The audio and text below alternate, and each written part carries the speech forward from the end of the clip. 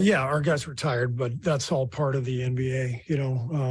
Indiana's going to play 3 and 4 days. Everybody else is going to do the same thing. So it's just part of the season. I just thought they came in and outplayed us, outcoached us. It was almost a carbon copy of last year's game, with different personnel, obviously. But the same thing happened last year. They had 3 or 4 guys out, and they came in and took it to us. And, that first quarter, it was obvious right away just how fast and athletic and aggressive they were. And we were swimming upstream the entire night. Anything you can point to that would indicate why this was a tough night from 3? Why it was a tough night 3-point shooting? Well, I thought their defense was excellent. They had a good plan. They were trapping Steph out on the perimeter and JP. They were running those guys off the line. And, when the game's not going your way, you've got to be able to get stops and score in transition. And we never really contained them defensively. I mean, they were really, they controlled the whole game. Nembhard was fantastic, and he controlled the whole game for them. And we were never able to really string together a bunch of stops. And maybe for a little stretch there in the second half, we got, we had one stretch where we got some stops, but for the most part, we couldn't control them. And our defense wasn't able to lead us, to offensive transition. How much do you think you missed Andrew's perimeter defense, and how big an issue right now do you feel like point of attack defense is for you guys? Yeah, I mean, we missed Andrew, but like I said, they were without 4 or 5 guys, so it's not an excuse. We've been pretty healthy all year. We've been, knock on wood. But that was a, major problem tonight was, not being able to stay in front of them. And Nembhard in particular was just getting anywhere he wanted in the lane. And you saw his patience. He threw some brilliant passes, lob passes, drop passes. And then, when we tried to cover up the paint, he was out there knocking down threes. So great player.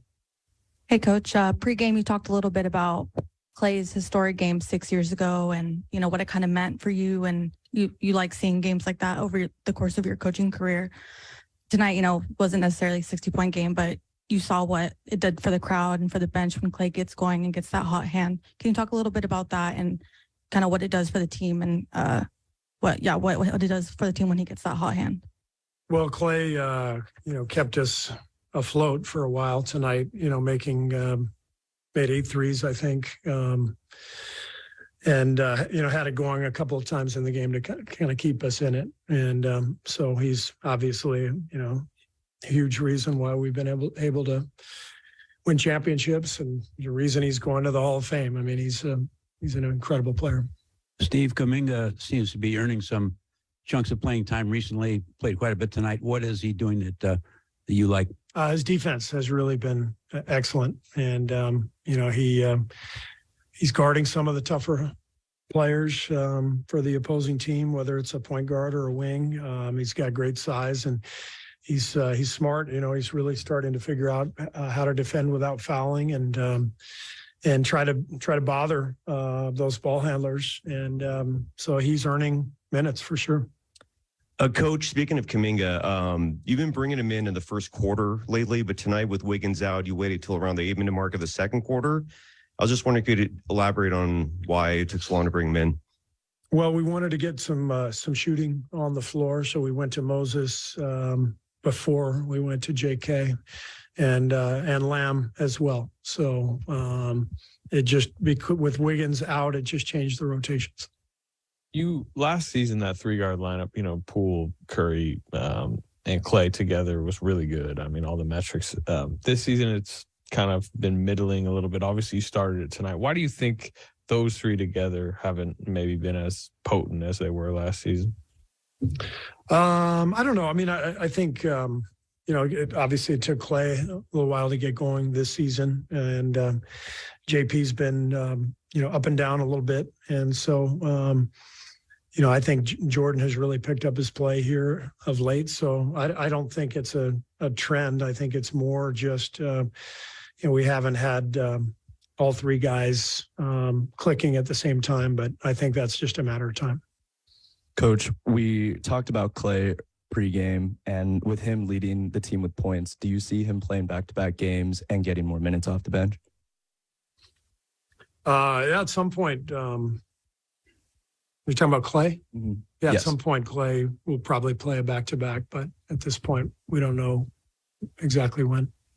Steve, without looking at the video, obviously that you will, when you look at this game, what is the part of this game that was most disappointing, I guess, or irritating to you? I think our offensive execution. I mean, it was, the game was scattered and they were getting to the rim quite a bit, and our defense wasn't great, but we didn't attack in a great way, and we didn't adapt and adjust, to the way they were guarding us, and that's on me. I've got to do a better job of helping the guys recognize what the defense is doing and how we can counterattack that. We just felt like we never found that offensive groove that we needed. Is that specifically related to Steph? He finished 3 of 17. Obviously had a cold night, but are you mostly talking about how they defended him? Yeah, I thought they did a good job on Steph, trapping him. They've got some long, athletic bigs. So they switched and trapped quite a bit on the perimeter and just tried